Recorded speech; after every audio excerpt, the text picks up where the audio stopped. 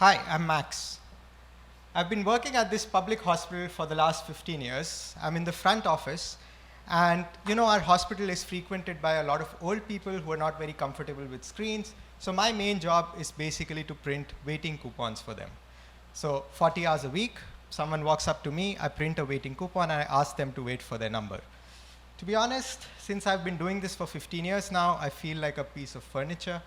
I am used, I am needed, but I'm also kind of invisible. I'm not like these fancy doctors and nurses who have their names mentioned in meetings and in newsletters.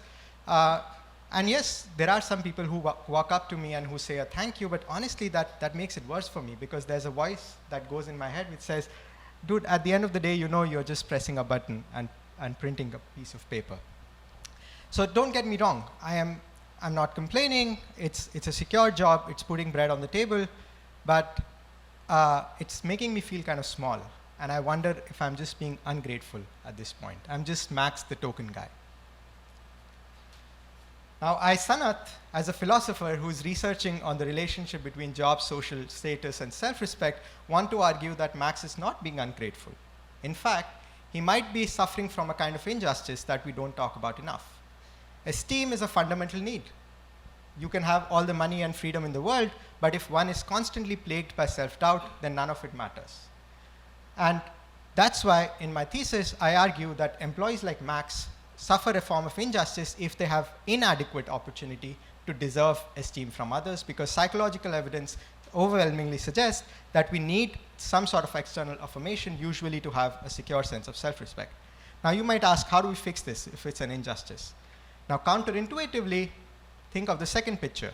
So imagine now Max, aside from printing coupons, he's also asked to, for example, explain medical prescriptions to patients or to give them some sort of psychological counseling before they walk into an operating theater.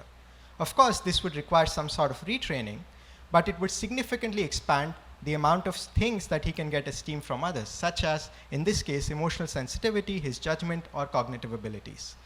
So I, in my thesis, propose that these are not just things that are nice to have, they might be required from the perspective of justice. It's about time that we stop thinking of this need for validation as some sort of a human weakness.